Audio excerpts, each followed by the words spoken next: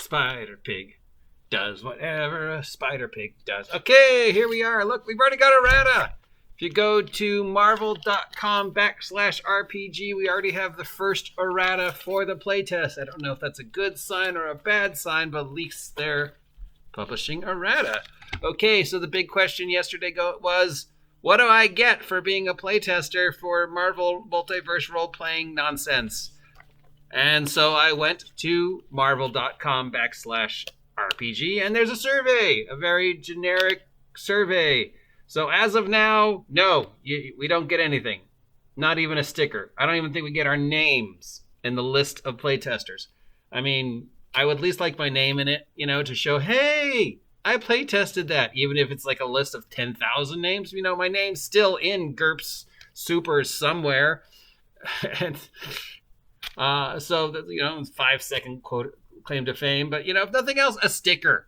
I think we at least deserve a sticker. But, hey, we spent $10 and we get this. And all the erratas. So we could run it. If you're thinking we get a free copy of this once it's done, like some playtesters have in the past, probably not. All right, so here we go. Our first look. So we have the, what does this mean? Now, again, obviously, art is the big thing.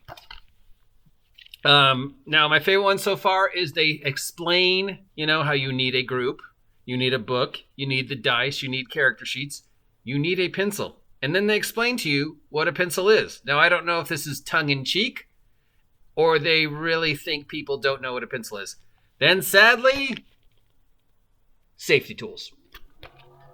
At the moment, only one page of safety tools, so that's not bad. But this should be over here in the narrator section, part of the setting up the game section. This shouldn't be up here. This is a wasted page that could have been over here. Also, which Marvel Universe? Because, there's 616. Are you going to address every Marvel Universe in supplements for this? Is this game going to have enough wheels going forward that they could do a Marvel, the Marvel Animeverse? Because remember, they did an Animeverse. 616, Miles Morales' universe, Spider-Ham's universe, Spider-Man Noir universes, Spider-Punk's universe. Are we going to see all the Marvel universes or just the main comic book universe? Are we going to see the comic book universe and the cinematic universe, or just the comic book universe? Obviously, that's something like I would like to see a book with at least one page for each universe, all 616s. But yeah, which universe do you want to take this list? Then we get the core mechanics. Okay, yes. The core mechanics take up 1, 2, 3, 4 pages. Not bad. Okay, so we know it uses this 666 system. Okay. So the system assumes that normally everyday kind of stuff you don't have to roll for.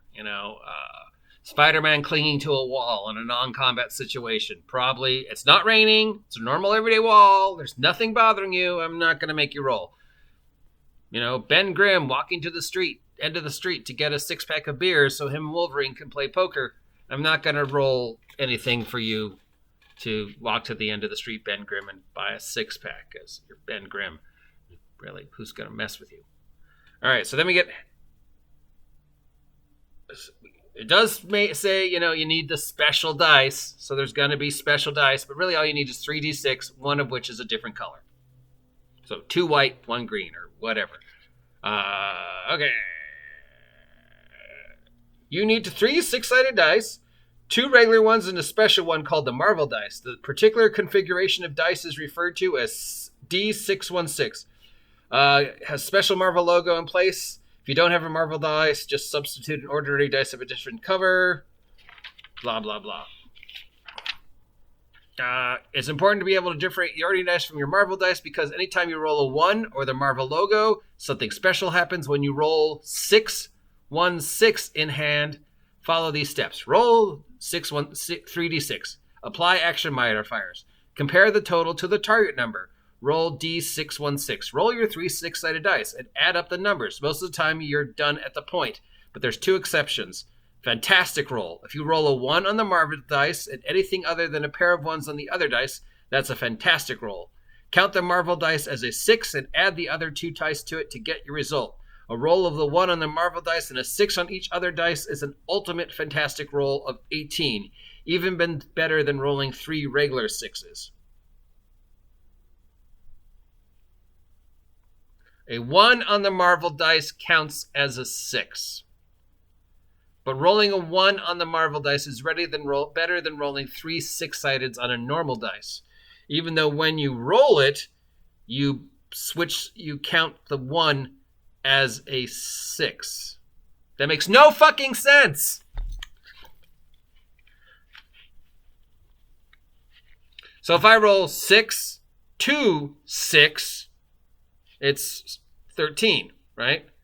If I roll 6, 6, 6, it's 18. If I roll 6, 1, 6, I count that 1 as a 6. It's 18? Or am I 1 plus 6 and it's 19? Let's read this again. If you roll a 1 on the Marvel dice and anything other than a pair of 1s on the other dice, that's a fantastic roll. Period. Count the Marvel die as a 6 and add the other 2 dice to get a result. So 6 plus whatever. A roll on the Marvel dice and a 6 on each of the other dice, so 6, 1, 6, is an ultimate fantastic roll of 18. Even better than rolling 3 regular 6s.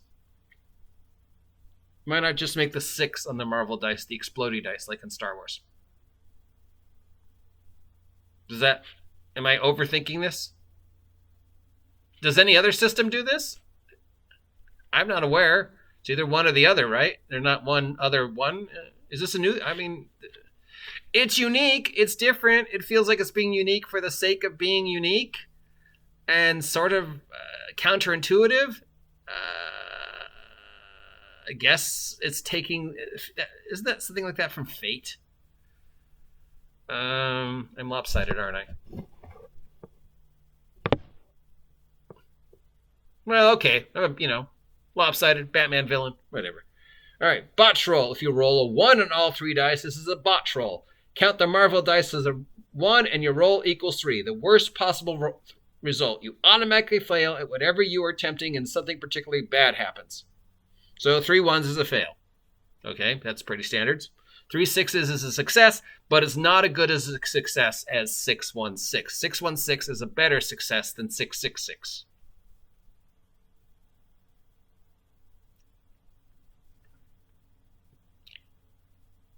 That bothers me, but it might not bother anybody else. So I don't know. We're going to let it go for now. Okay. Apply action modifiers. Okay. Add the character's action modifier for the ability they're using for the attempted action, depending upon the action and the character's ability score, archetype, and rank. The action modifiers can range from -5 to +20. There might also be circumstantial modifiers for the roll. For instance, if a character is hiding on the rooftop at night in the fog, they might get an additional bonus for trying to remain unseen. Those are up to the narrator. Comparing your total to the target number. We know how this works, right? Your target numbers are trivial, easy, routine, challenging, difficult, ridiculous, impossible. Okay, yes, they kept the words. Yes. Now, hopefully they carry through with this.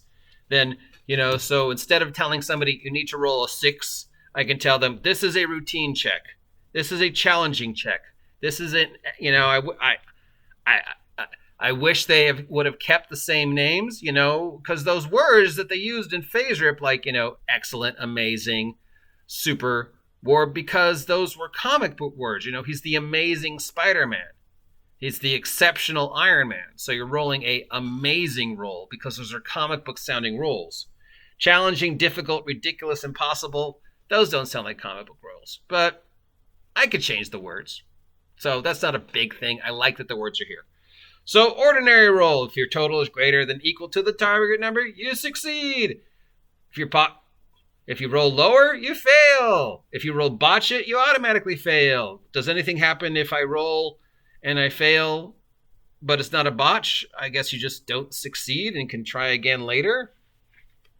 Fantastic roll.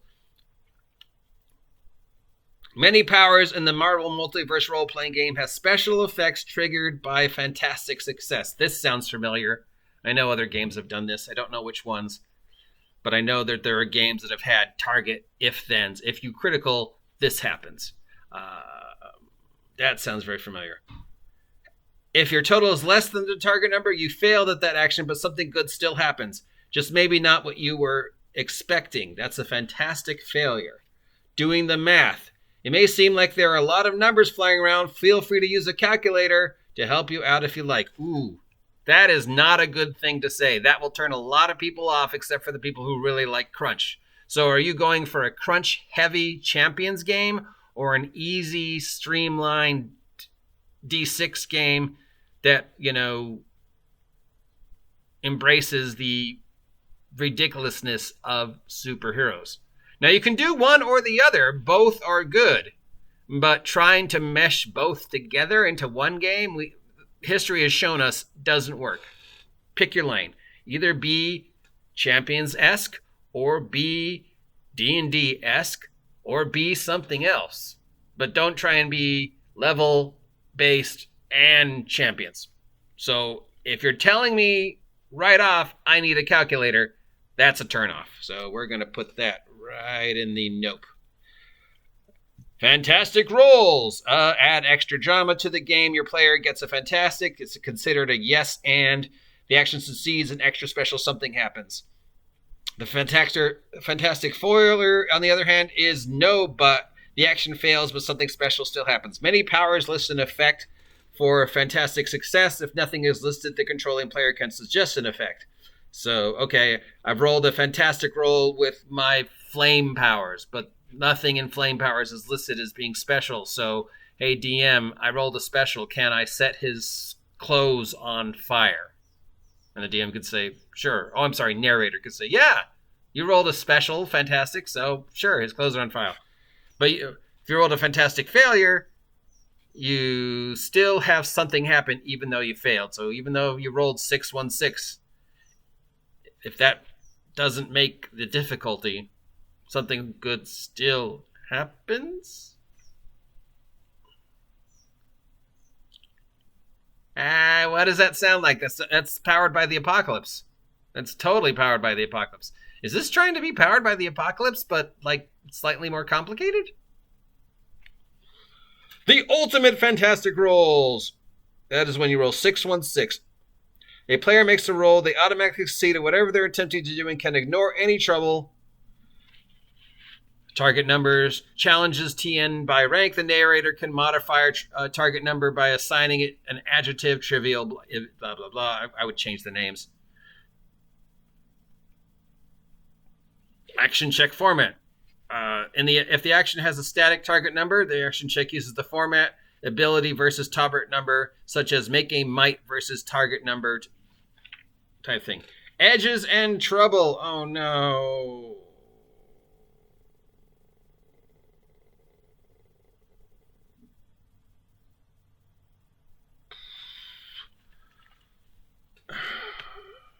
If your character makes an action check under favorable circumstances, use special skills, employs top-notch tools, or otherwise has an advantage, the narrator can grant your character an edge. If so, you can reroll a single dice for the action check and use the better of the two. For instance, if you roll a 4 and the 5 on an ordinary dice and a 2 on the Marvel dice, you might choose to reroll the Marvel dice in the hopes of getting a 1 on that dice, or at least something better than a 2. On the other hand, if you roll a 1 and a 1 on the ordinary dice and the 5 on the Marvel dice, you might choose to re-roll one of the ordinary dice in the hopes of getting better. Sometimes you may have an edge from special circumstances. They can stack together, giving you double edge, triple edge. The narrator determines if various sources of edges can stack.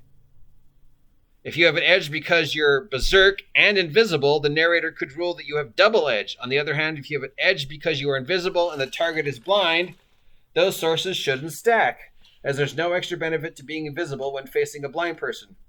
When you have an edge stacked from 2 or more sources, you can reroll the same dice repeatedly or reroll different dice. Oh, that sounds overly complicated and unnecessary. Where is that stolen from? Edges? That's also powered from by the apocalypse, I think, right? Star Wars 2, I think, had edges. I mean, it's basically advantage and disadvantage. You're trying too hard to be D&D. Stop it. We don't need another D&D superhero game. Be a Marvel superhero game. Trouble. Under bad circumstances, the DM can assign trouble. For example, if you roll a 1 on the ordinary dice and a 5 on the Marvel dice, the narrator could simply have you re-roll the Marvel dice. We could just simply ignore this rule, which I probably would ignore. I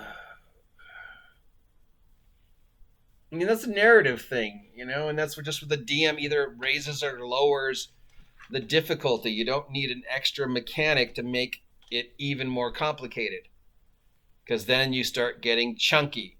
And if we want a crunchy, chunky superhero role-playing game, we've already got the 2 best in the world. We've already got Champions, and we've already got Mutants and Masterminds, and other games that are similar to that style. We don't need the Marvel role-playing game to be crunchy, do we?